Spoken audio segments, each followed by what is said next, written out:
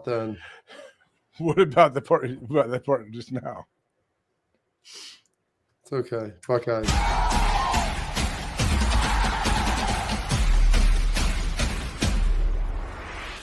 All right, welcome to the Bobby Carpenter Show. And we got a little quick reset here for you. Even though we were rolling along, we had some things. There's always some beautiful technical difficulties. Schlegs, get excited again, like I know you want to.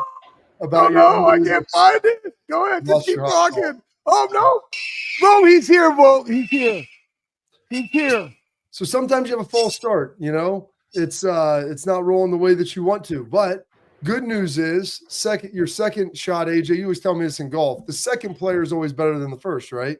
Mm-hmm. Yeah, you know, when you get your second drive, you usually you yank your first one out of bounds to the left. I would get a breakfast ball, as they say. I usually push that thing out of bounds to the right. So maybe a third one will give me a good chance right down there. Yeah, you know, breakfast ball, lunch ball. You know, eventually that thing straightens out, and you get the snake out in the grass, and you're ready to go. Yeah, you guys are talking about yanks and yanking stuff and snakes in the grass and spankies. Hey, you know what? Here's the deal, guys. So I played that hawk call in the previous 5 minutes of the show that weren't live. We were just talking about how the hawk call, though it's screeching, is very similar if you think about it in context. AJ Hawk weighs 232 pounds. Honestly, looks phenomenal, by the way. You and Bob, like you guys, like it's like you could play again. You got nice, really white teeth. I wish I had those. Your hair looks really nice. Anyways, if you shrunk AJ down to 5% of his body, he would probably be the size of an adult male hawk, which, if you take his voice now, shrink it by 95%, it probably would be screeching. And the question is, when I see a hawk at the farm, I automatically think of you. When you see hawks at your place, what goes through your mind? Are you able to connect and understand and interpret what they're saying? Are they telling you about the Buckeyes and how proud they are? Like, are they talking about Jack Sawyer's play? Or are they talking about like, hey, I'm like, your little dog, you let him out, I'm eating him. Yeah. Or I'm yes, like, hey, they are. Share it with everybody. I will. Yeah, they actually are. Like, so a couple of them live around my house. I feel like I see them a decent amount. My kids love to see them. My wife does. It's good luck. We assume it's just our ancestors coming back to peek in on us. But yeah, I tell you what, like that Jack Sawyer play's got them all talking. The 2, 3, 4 hawks that live around my house, I can hear the chatter. They're excited. They're very proud of the Bucks as well. But they keep saying 4 more quarters, just 4 more quarters till our work is done. So you're right, though. I feel like I do have a good little connection when I actually see a hawk out in the wild. Who knows? Maybe that's I don't know, me in a future or past life. We don't know what's going on. No one knows what's happening right now with all these drones and UFOs and aliens. Yeah, the drone thing is real. Like, I'm on that with Aaron. I was in New York City and I had friends that lived there and they were showing me pictures, and this lady she took a picture, but then on the video it had disappeared. Like, her husband was videoing it. She was taking a picture of it and like you could hardly see it. It had some sort of scrambling technology. Those drones are real. So the hawks, they might be our last chance to start save us from the drones. Like, one day, Schlegs, when the machines come for us, all living creatures are going to have to band together to fight off the machines. It'll be like Transformers. I'm telling you, it's on the way. And AJ's responsibility will be to communicate to the hawks to take out the flying drones and AI that is their size. Like, that's how it has to work. Pace, space, and angles, Bob. Pace, space, and angles. I'm on it, Schlegs. I got you. I mean, do you think Pistol might have some responsibility with that? I mean, he's like the senior hawk that's around now. Yeah, he definitely, my dad does it, but his dad as well, Dean Keith Hawk the first, I think. Is Dino still alive? Yeah, Dino's still kicking. He's doing well. But I'm sure Dino's been talking with the Hawks for years and years. I mean, going way back. AJ, I mean, we know the legend of you ending Kirk Herbstreit's career. Jack Sawyer ended Quinn Ewer's college career. His teammate or his roommate, former teammate here at Ohio State. I mean, I know that play in the Turkey Bowl was amazing back in the day. Is there anything else in your career that even remotely compares to the time, the place, the situation, everything that goes in to that play of Jack Sawyer? No, I mean, honestly, if I think back, I can't think of being around a play like that that's even had that, like that, just the magnitude of where it was, the time of the game, what was on the line, everything that happened before that, what could happen after it. no, I mean, everything about that play was so special, and I'm sure you know, I think watching Jack run up the sideline with his convoy of his own blockers behind him in the sideline, and Ryan Day sprinting up the field, like watching all of that happen in person. Yeah, I was lucky to be there in person. You guys, I'm sure, feel the same way, but it was crazy. It was just I guess, but I was weirdly kind of expecting it too at the same time. I really thought, like, yeah, this is gonna, of course that happened. Well, that's what they do. They've been so good in the goal line. Like, this team has so many goal line stands. You guys have seen a bunch of them, you've been a part of it and watched them. Like, it's been ridiculous. Were you guys watching from the back view, or were you down on the goal line in the end zone they were trying to score? No, we're on the opposite end zone. So we're looking at at Texas's backs, and so you can't. There's no depth. Like, we have no depth perception there. It'll be 3rd and 10, and we're like, oh, dude, he got it. He looks like he got the first down by 5 yards, and it was a 2-yard gain. Like, it's really hard to see the depth. So I couldn't really tell. But what I definitely could tell was when they ran that old toss, and Caleb Downs shoots in there right away, shoots his gun, trips him up a little bit, and Latham, everyone comes rally the troops. I could definitely tell, like, all right, that backed him up a good bit, and that kind of changes things for sure. I already got, like, right now, I got a great idea. You know those little camera things that swivel that they go up and down the sideline with? They need to make you guys in that and call it the Hawk's Nest. And then that way they just roll you guys down back and forth. So you got a primo angle. You're hovering right above the team. Like, that would be epic. Well, so, hey, they tried that, Schlegs. They tried that. The Booger Mobile. They tried that. People, I mean, he blocked off like a whole section at a time who was trying to watch the game. I don't think people were that happy. You know, like, I mean, well, yeah, I think maybe you guys are in there taking a knee, you know, so you're like not taking up a lot of space. Hell, you got cloaking devices. That's what I was just thinking, Schlegs. Do right? That. Yeah, we'll get a cloaking device. We'll be up there, movie? But you can see right through us. Predator. Hogwarts and shit, man. They got those things. Like, you just get one of those Doomajinks on there. Predator. Boom, boom, boom, boom, boom. Right? And, like, can't see me. Not even there. Yeah. Not even there. So I'm in. Talk to us about this game. A lot of different things going on. Ohio State started off really fast. Had some drives that got stalled, some big plays within that game. What were some of those key moments for you in that game? You were like, man, like this is Ohio State. Like, this is something that's going to carry them into the next one when they play a Notre Dame team. I think, I mean, obviously I talk about the defense every week on here, but just watching the defense tackle in space again, I know I'm a broken record with that. No, it's okay. But also the pressure that they are able to get on. Like, there's no way Quinn Ewers was ever very comfortable in the pocket, and that's why they had to get rid of the ball a lot of times pretty quickly. I just think if you're an opposing offense against this defense, you just know, like, I have to kind of be perfect. I kind of got to be perfect with my reads and what I do.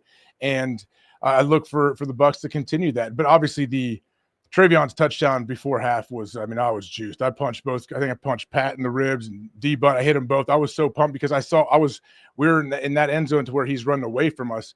I kind of saw it all developing. I see he's got 3 or 4 blockers in front of him. Like, I instantly went and put myself in Sarkisian's head and those coaches' sidelines thinking, like, oh no, there's no way. There's no way we're doing this. We just got some momentum in this game. There's no way this is happening right now. Like, I instantly thought of their sideline thinking, like, how in the world did we ever let this happen right now? Yeah, it was remarkable because, like you said, they just scored. It swings all the way back. Ohio State was getting the ball. They come out. They don't score. They ultimately throw an interception after they're moving the ball. You know, great play by the linebacker getting under it for Will. But Will makes a great play later in the game. You guys are down there. You're talking to Tim Tebow. It's 4th and 2, and you're like, hey, this is the time. And G. Scott made a remarkable run, and you guys probably couldn't see it with where you were depth-wise, but it's like would have been 4th and 6 if he just goes down. He stretches, rolls as hard as he can, goes and gets 3 more yards, sets it up, and Will gets tackled. I mean, I know that you've tripped on some yard markers before, but it doesn't take away from the greatness of the run, but holy smokes, man, he had a chance to go score one. Oh, yeah, we thought he was in, no question, but I was still like, all right, he didn't get in, but here, I'm very excited at what happened. We're still going to be okay, but you're right. That, like, you talk about like an extra effort, second, third effort, G. Scott, he was tackled like they had him dead to rights, as coaches will tell you, and I don't know how he was able to stay up and then spin and then dive forward. Like, that was a huge play, I think, that people may not think about when they think back on that game, but little plays like that you can make, consistently just absolutely add up and give you a better chance to win. Yeah, Jack made that tackle on Quinn, roommate. you also had some famous tackles on a brother-in-law. Did you, when you were down there, potentially, you weren't a big dry humper like Bob, but did you say anything once you got him onto the ground? You know, like, guess what? You know, I'm taking your sister home with me tonight, or like anything of that nature. Like, did you expound upon that in the moment, or are you just like, oh, next play? I mean, I think I was more on next play. If I said anything, I probably multiple times throughout that game got up and yelled at Notre Dame's sidelines. Like I remember being offended by some of their plays that they tried to like trick us with. I remember different, like they ran this little pick play where they'd run the back out. I think it was like 3-by-1. He's offset weak towards me, and they would try to set this pick with the running back as they brought like Stovall, whoever, across the middle. And I remember they tried to run it on me, and I made the tackle, and I was just so pissed and offended at their side. I was like trying to point where Charlie Weiss was and try to yell at him, like, how stupid do you think I am? Like, you showed this on film. Like, you're not gonna get this stupid little pick play on me. Like, so if I was ever yelling, it was never to Brady. I was lucky enough to get him on the ground a few times. But Brady's a giant. Like, look at, I see him. I just saw him last night. Like, every time I see him, I'm like, your legs go above my shoulders. They're so, like, his legs are so damn long. Just how tall that dude is and big and jacked. Like, I had to bring everything I had to try to get that dude down. I mean, now that he's bigger than you, AJ, has he been bullying you this week? I mean, what's that interaction like?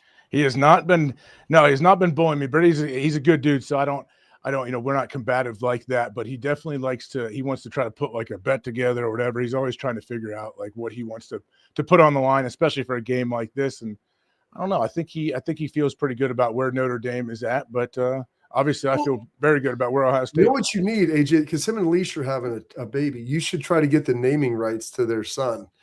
Yeah, I don't know if I want that responsibility, but you guys should wrestle for it. Like he's been coming to the Armory doing some PT, attack his ankle. Like that's what you get for being unathletic, playing soccer with your kids in the yard, and also not doing really good yard maintenance. But you guys should go out there and wrestle each other, and like winner take all. Like I'm going to name your kid and just name him after you. Hey, real fast. Yep. Real fast. Hey, so you've seen Notre Dame. Obviously, you've seen Ohio State. Give us some nuggets, like golden nuggets, not like the dome. All right, don't give us dome by any stretch. Nope. Like, give us some nuggets about Notre Dame and what you've seen from them. Man, watching Notre Dame play, I saw them play in person against Penn State.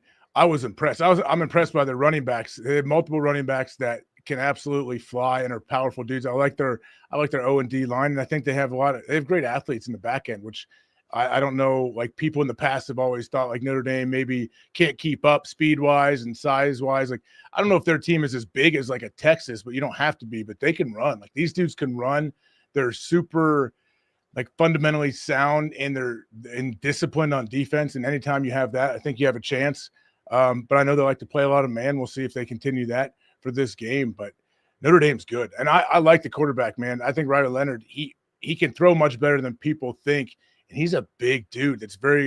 He's fast. I mean, I'm sure you guys have seen his high school basketball highlight films. The dude is a freak athlete, how he can dunk and everything. Like I think he's always a weapon that you have to worry about. If you were playing today, do you think they would have put together a basketball highlight of you with the Beaver Creek All-Stars? I mean, that would have been sweet. It would have been someone related to me for them to actually put a highlight tape out of basketball. I mean, playing point guard, I was doling out a lot of charges back in the day because I felt like the charge should not be a call that is ever made. If I'm driving down the lane, I felt like, if my knee goes into somebody's chest, that's an and one. I'm getting a 3-point play. I don't want to get a charge call. So that was always tough for me. I wasn't good with like the step through Euro step trying to get around these dudes. It wasn't even a thing then. No one had even invented the Euro step. They would have been a travel back in the day, probably. Of course. All right, Wage, we appreciate it, sir. Excited to see you down there in Atlanta. You guys will be down there, correct? Yep, we'll be doing an alternate broadcast on ESPN2 down there from the end zone. Can't wait, man. Is Beebs bringing the crew? As of now, we're not. Everybody is not coming, but we'll see. We'll see what happens. Axel said he was waiting to throw back up again. He liked that Sprinter van. He was ready. He got it locked in. Yeah, we got multiple kids that are willing for that. Time over the head. What are you doing, Schlegs? All right, Age, thank you, sir. I'm trying to play hot dog over here, man. I'm playing hot dog. Thanks, guys. Yeah. Oh my gosh, Schlegs, dude. What are you playing? I don't know what's going on. I don't know. It's just random stuff on here. I don't know. You on your OnlyFans account again, Schlegs? You check out the dudes. Well, I'm trying to do two things at once. I got it on one of those tripods underneath my desk. You know, just doing what I do. Tripod underneath the desk. Yeah, I'm trying to two birds with one stone, you know. Freezing in here. What are you filming underneath? I'm naked on the bottom. I don't know, man. You said OnlyFans. I don't even know. Poof, David Copperfield. All right, well, listen, we don't have OnlyFans. We can tell you about Export. Parents and athletes. Protect what matters most with Export mouthguards. Trusted by professional athletes. Designed by NHL team dentists. Export mouthguards are scientifically tested to absorb those high-impact hits, protecting both your teeth and your brain. Export mouthguards feature 3 layers of advanced protection, patented use of carbon fiber, custom fit to your own smile with 3D printed technology. It means more protection, better performance, max comfort, clear communication, so you can focus on your game, not on your gear. Don't take chances with your safety. Visit exportguards.com/Bobby. Save 15% on your order. Export, protect what matters most. More of the Bobby Carpenter Show coming up next.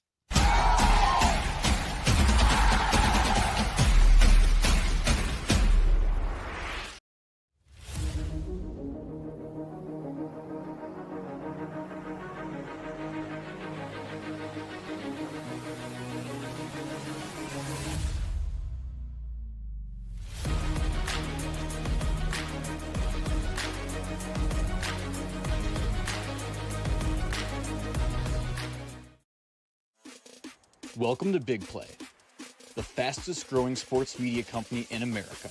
I'm gonna keep it straight with you. The reason you should watch our show is because I look good, baby. Come get some! Join our millions of fans for live sports talk shows hosted by the top former athletes and sports personalities in the industry. Ohio, it's my home state. Obviously, I'm a diehard Cleveland sports fan. Watch what you want, where you want, when you want. Welcome to Big Play. Make sure you tune in. I love you, Cleveland.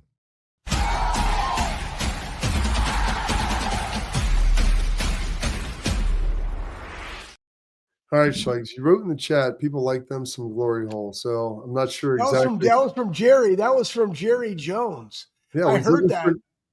Yeah, it's one of the great quotes of all time. I know. He's he's looking for some glory hole. Yeah, especially as a head coach. That's what he's doing right now. Yeah, trying to find it. You know, it's lost. Well, they're lost in the maze, Schlegs, trying to figure that out. So they asked Jim Knowles about the 4th down stop, the sequence here. They had assistant coaches had their availability yesterday. So you got to talk to Chip Kelly and Jim Knowles. Yep. Yeah. And Jim, someone asked him about like the final sequence. And he's like, ran our traditional stuff, stuffed them, big personnel, stuffed them on 1st down. Your 2nd down, kind of run the same thing, big personnel. He goes, and this is what people are going to be crazy about. And I tried to say this. He goes, big personnel. He goes, we're a little bit open to the outside. He goes, that's where we're vulnerable. He goes, all of a sudden you see Caleb Downs fire, boom, and then everybody starts getting off blocks when there's the hesitation. You see Lathan and IGB and everyone get running. So that helps handle that. And so now all of a sudden you're in like a 3rd and long situation. And at that point, Schlegs, this is interesting. He goes, we put in a new red zone coverage that they had not run. He goes, we ran it there, and we had all the routes covered. Jack gets the PBU and they ran a little action up front. They ran some stunts, little games, if you will. And that's how Jack ended up inside, even though he's the defensive end. And then the final play, the 4th down sequence where Jack gets the strip sack. Jim goes, well, the last play works. The last defense works so well. He's like, figure we run it again. But that time they ran it Schlegs with a straight rush, and you see Jack give him a little stab, boom, dip the shoulder, bend that knee, and get around. But it was interesting to hear that the final 2 plays were a new coverage that they hadn't seen before, and how that probably affected Quinn Ewers on 3rd, and then Sark on that 4th down call, trying to probably figure out exactly how to attack it.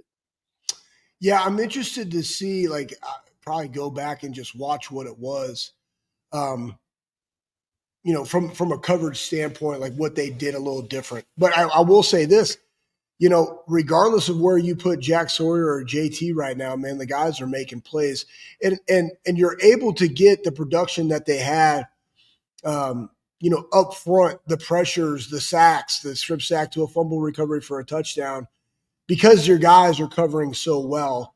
And a lot of it looked like it was man matched, right? Mm-hmm. Like they were jumping things, but again, I don't think people necessarily based off that comment understand when you go in and you put in something that is brand new, very difficult to do that when you have a very young team, but when you have a very veteran team that communicates well defensively and has worked on this and guys know exactly what they're doing, like that's why you can do those things. That's why defense wins championships, because now you have a guy that has he had a whole, it wasn't like it was just immediate like pressure on the quarterback. Like he made a great move, but his first and second read weren't there, which allowed that to happen and Jack get a touchdown. Yeah. And that's why I had to wait, because like there's an element of confusion. You see him like kind of pumping as he's drifting, wanting to get the ball out. And so credit to Jim Knowles, who like knew when Schlegs to trigger that, when to ultimately, make that play and call it. And because they haven't had a ton of red zone snaps. And so when you pull that out, all of a sudden, poof, David Copperfield, there is some hesitation, assuming you play it correctly. Because that's the other thing, Schlegs, when you put it in, like I tell someone, like new coaches would always say, like blitzes and coverages, it's like having a firearm. It only works if you know how to use it. Yep. If not, you might end up like you're supposed to blitz and someone doesn't, or you blow a coverage and you got a wide open guy. It could have been the best call in the world. So having that veteran team helps out a lot. You flip that to the other side. They were talking to Chip Kelly about, planning for this. And, do you empty the chamber in this? He's not like you don't hold plays to carry over later in the year, but is it different game planning as you look and see, we talked about this a little yesterday, you're getting everybody ready to go. It's all hands on deck. If you can run, you're out there. But in the game planning, like how do you slow down this Ohio State team? And if you're Chip, like how do you change it up a little bit? They've had 3 weeks where for 2 of them, the offensive production was elite. Last week, it was really good. It's just they got bogged down with some turnovers and some different things that kind of slowed drives and got them behind the sticks. But you keep going into that bag. How do you attack Notre Dame, Schlegs, in your mind? They've always played man. I think you have to anticipate that they're going to play man, but also probably work in some stuff on those zone beaters, because I think there's a real possibility that no matter how good Notre Dame is at man coverage, that you will see some zone out of them based upon how well it worked for Texas.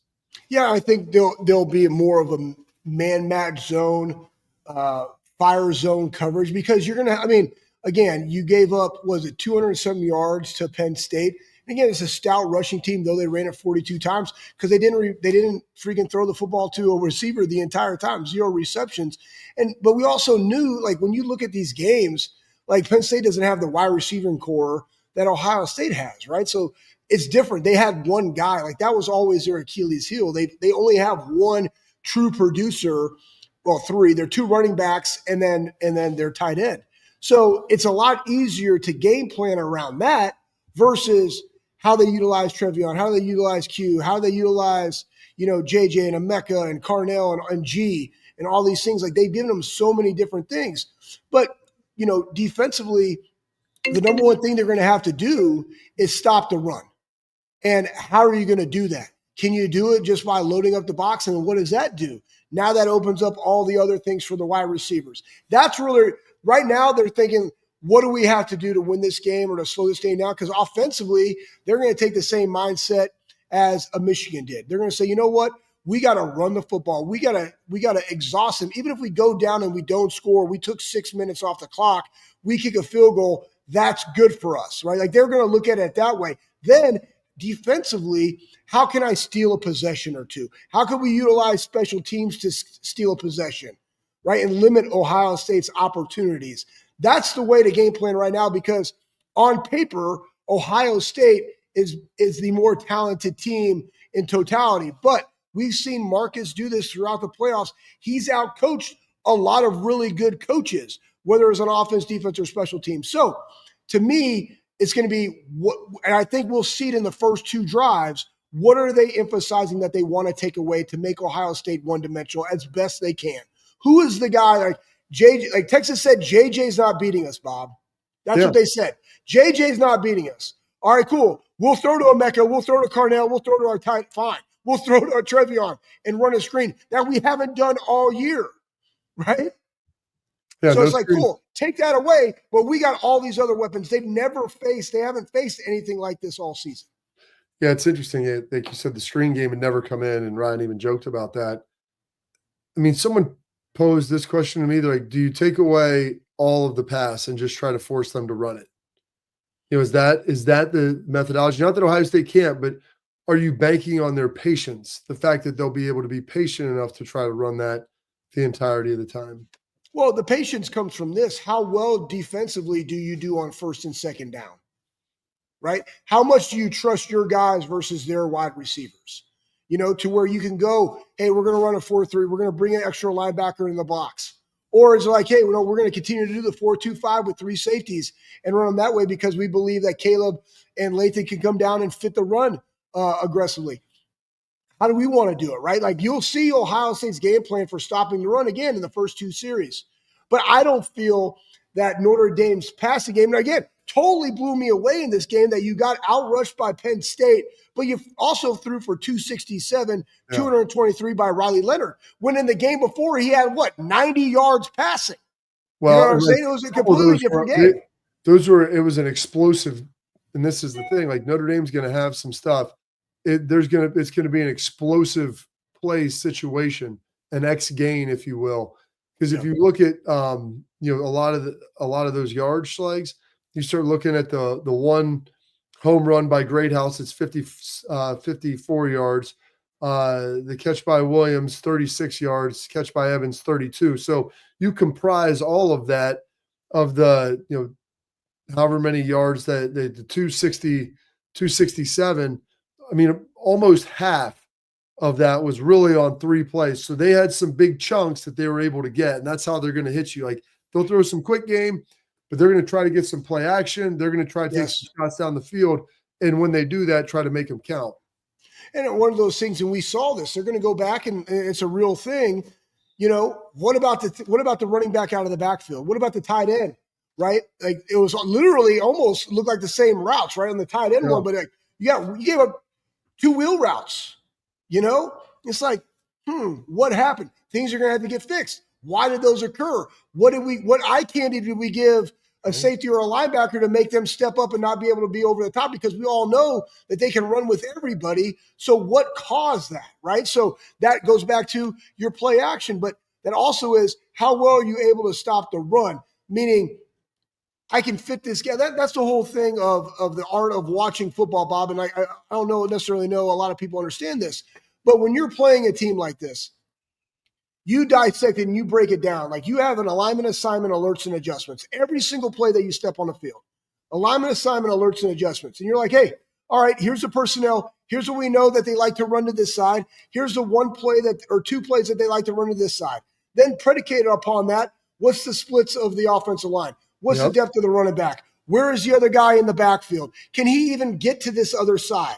Right? And we even saw some great things from Chip Kelly. It's like, I got dudes going this way, running back going this way, Jeremiah Smith coming this way, another guy comes this way. Like, where's your eye discipline? Like, who are you keying on? And here's the thing. Whenever you face a team like this, your number one thing is do your job. It's when you try to do too much and not play within the scheme of the defense that they can have those explosive type plays. We got some coaching news in the NFL. Ooh. Buckeye news, maybe a little Irish news as well. Coming up next on the Bobby Carpenter Show.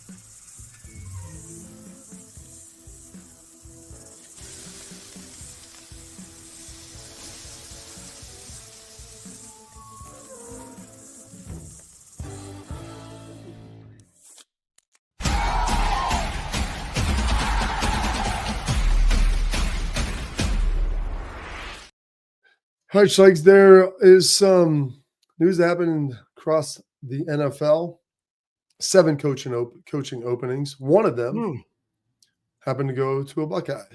Buckeyes! He used to play Mr. Mike Vrabel.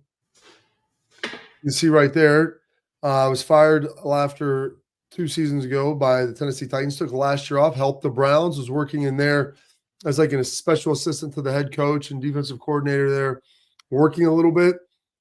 And then this year, this hiring cycle, I mean, he was kind of the hot name, the buzz. So Buckeye Mike Vrabel, so he's going back to his stomping grounds in the NFL, coaching the New England Patriots. Yeah, I mean, Hall of Famer there, played for – I mean, guys, Mike played for 17 years, man. I mean, that in and of itself 14, is – but either way. Was it? I thought it was 17. Joey played for 17. Oh, that's right. It's okay.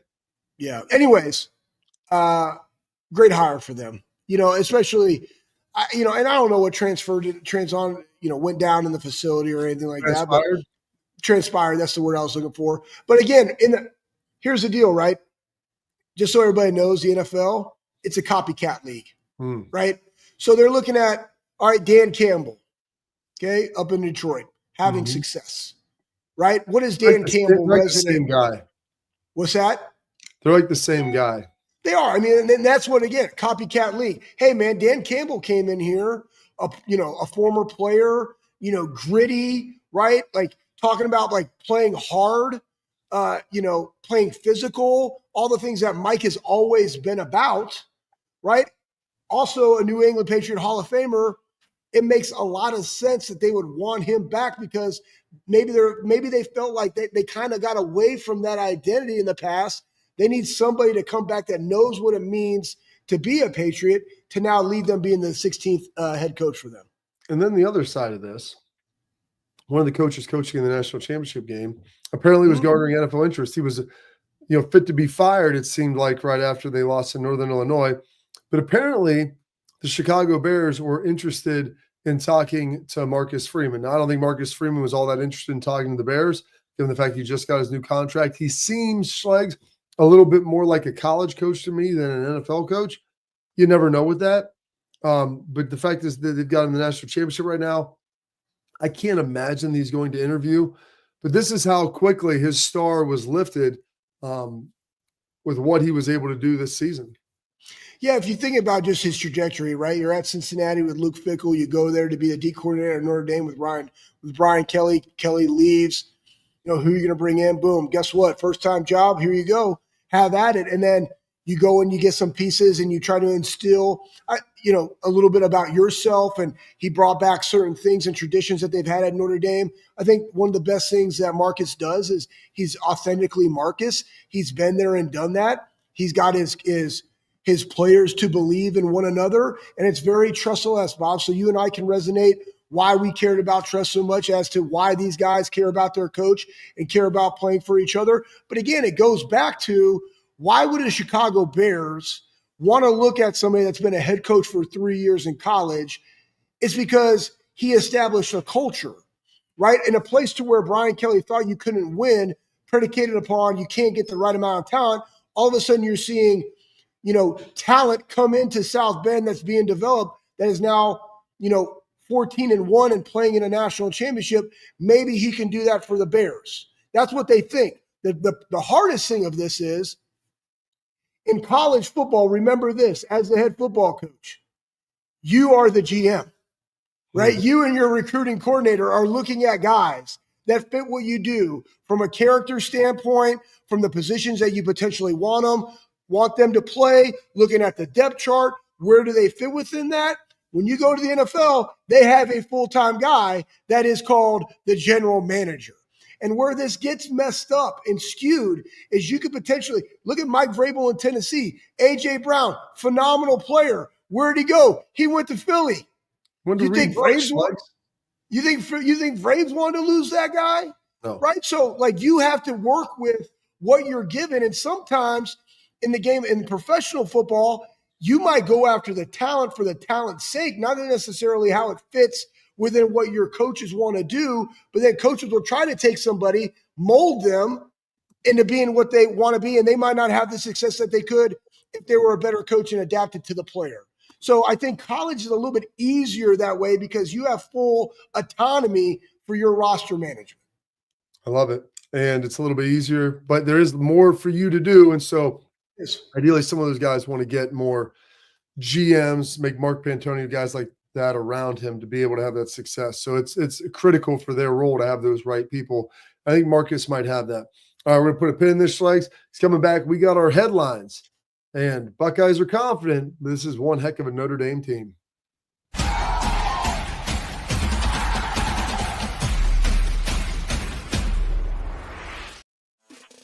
Welcome to Big Play, the fastest growing sports media company in America. I'm gonna keep it straight with you. The reason you should watch our show is because I look good, baby. Come get some! Join our millions of fans for live sports talk shows hosted by the top former athletes and sports personalities in the industry. Ohio, it's my home state. Obviously, I'm a diehard Cleveland sports fan. Watch what you want, where you want, when you want. Welcome to Big Play. Make sure you tune in. I love you, Cleveland.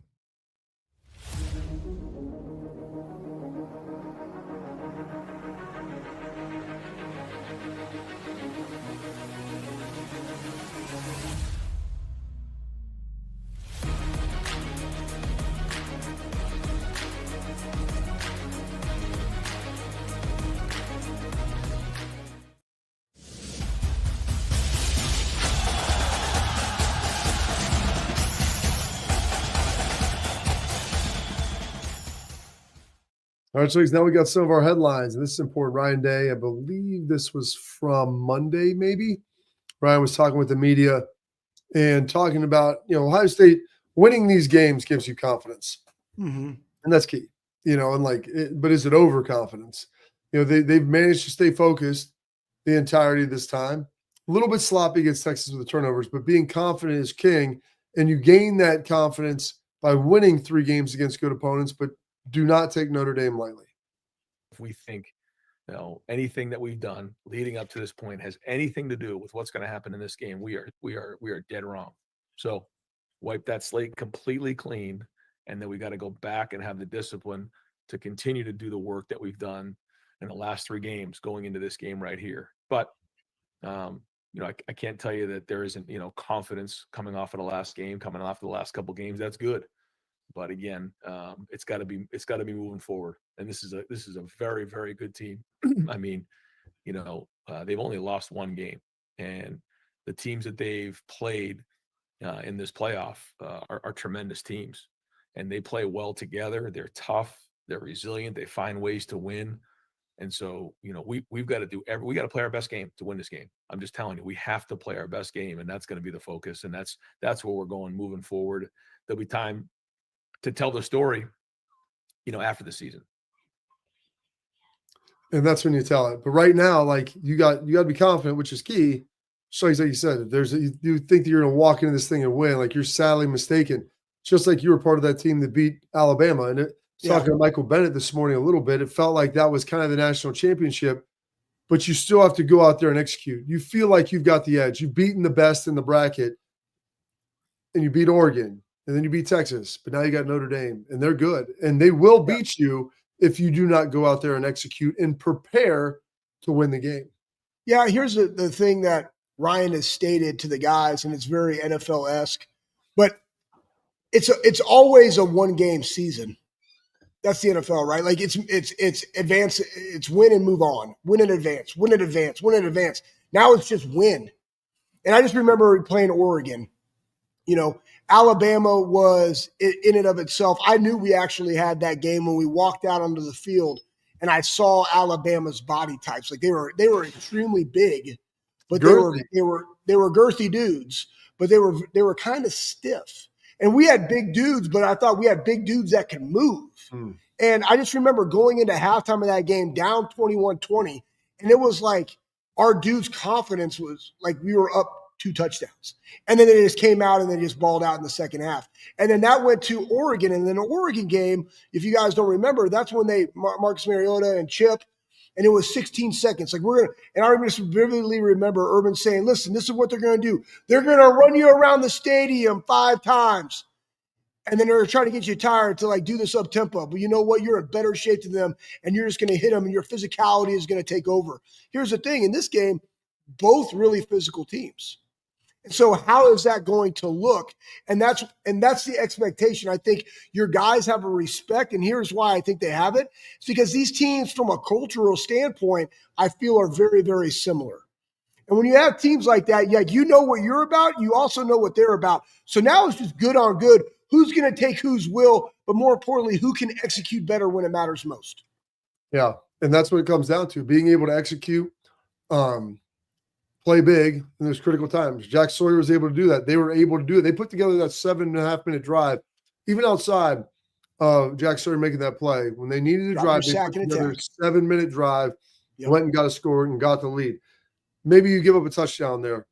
I would feel confident that Will would be able to go down there and be able to put them in position to win the game. And maybe that's where, you know, a field goal, Schlegs, would come in handy, and maybe you'd have to make one to ultimately win.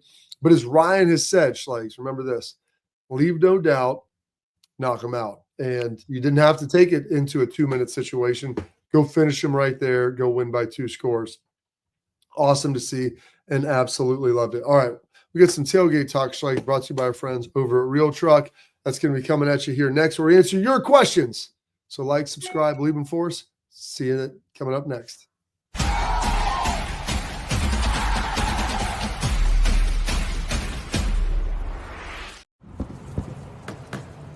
Get the most out of work, life, and all your outdoor adventures with top-selling upgrades for your truck.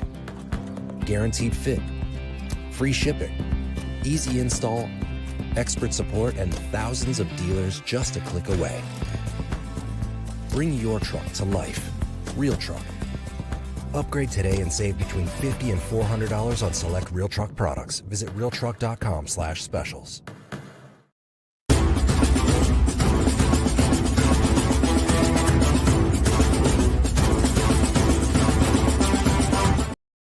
All right, welcome into our tailgate talk, brought to you by our friends at RealTruck. Go check them out at realtruck.com.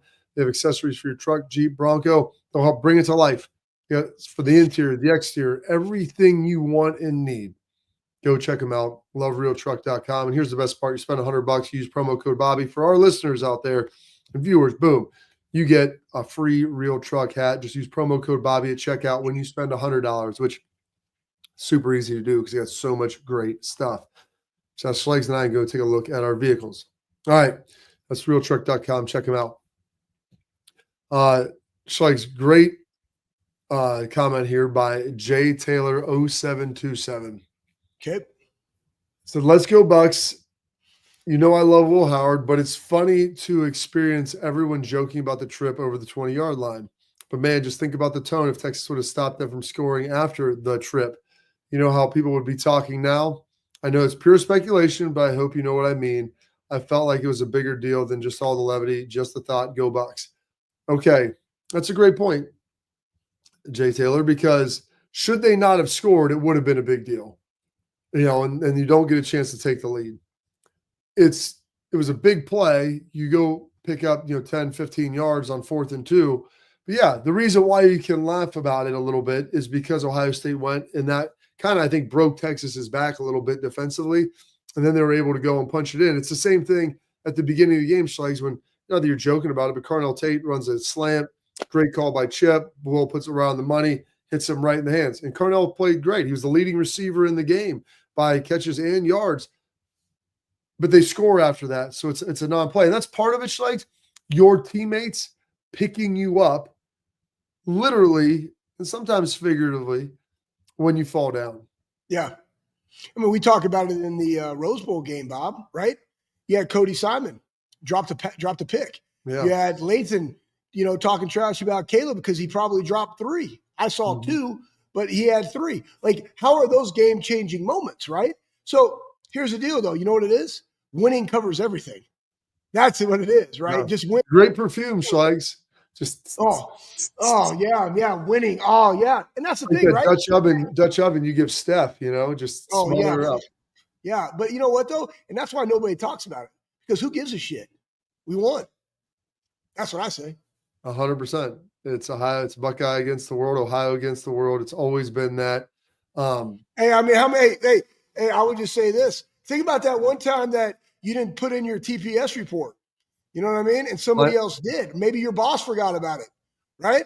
Same shit, different toilet. Here's another one from Tom Gumbar, which is pretty good. And if Ohio State wins, they'd be the first. Ohio State is about to become, should they win, the only program in history to have all 4 types of natties from the poll era, the BCS, the 4-team, just the 12-team, and the 12-team playoff. Just another reminder, the greatest, most consistent program of all time. And I'll say this now, I'll say it again. I mean, the only program I know to win 3 titles with 3 consecutive head coaches was LSU. With Saban, the Mad Hatter, and then Ed Orgeron. And Ohio State has 2 with Tress and Urban. We'll see if Ryan Day can ultimately become that third, because it's a tall task to be able to do that. And they haven't missed on a coaching hire. All of them are Hall of Famers since Woody Hayes post-World War II. So it's an incredibly consistent program. We're lucky to see them continue to have this success despite some of the haters on Ryan Day. Yeah, I really don't know how to follow that up, Bob, because at one, it's a great point. It's amazing how, other people look at that like that's a great stat. I like the stat of yours, Bob, of like 3 consecutive hires and what goes into that. But still, the only reason that you're in this situation, I never want to lose sight of this, is because of the guys. And it's the way that they've changed their mindset. They've rallied around each other, and guys are playing to the standard. You know what I'm saying? And guys have stepped up when called upon. And sometimes that comes through hard conversations. Sometimes that comes through accountability. But I just appreciate that the culture is strong. What I appreciate about this matchup is that in an era of NIL and the portal and all this other things, right? White noise that is our society. You literally have 2 teams that are built old school. Yeah.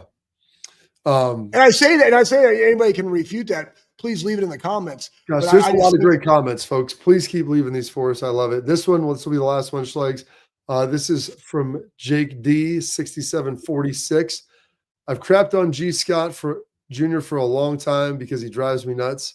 But him fighting for the 3 extra yards to set up Will on the 4th and 2 is being very slept on, and I will give him mad respect for that.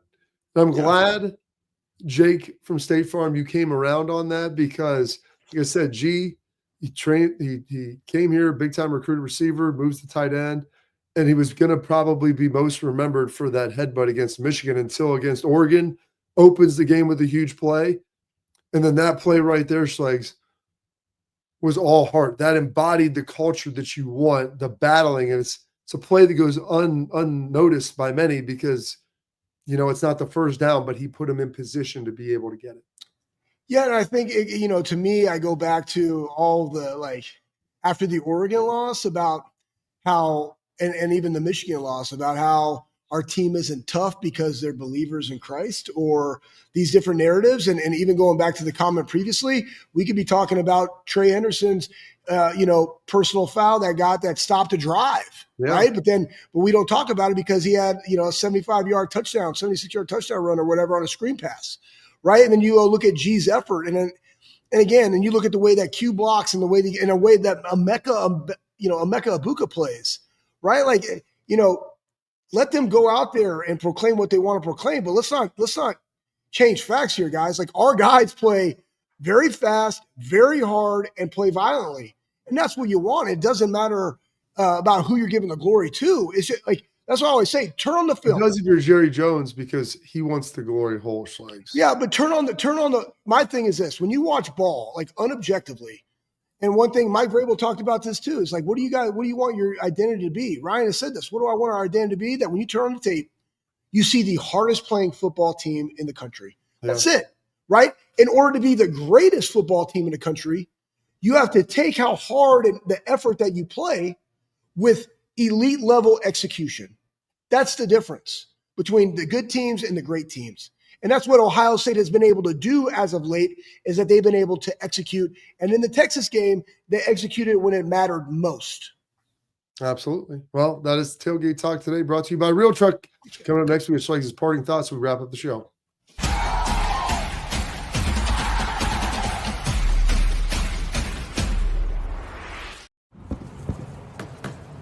Get the most out of work, life, and all your outdoor adventures with top-selling upgrades for your truck. Guaranteed fit, free shipping, easy install, expert support, and thousands of dealers just a click away. Bring your truck to life. RealTruck. Upgrade today and save between $50 and $400 on select RealTruck products. Visit realtruck.com/specials.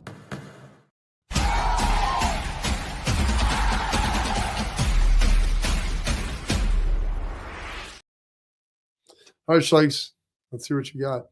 No, I mean, my parting thoughts is I saw this great thing from As Buckeye. I like that, man. That's kind of clever.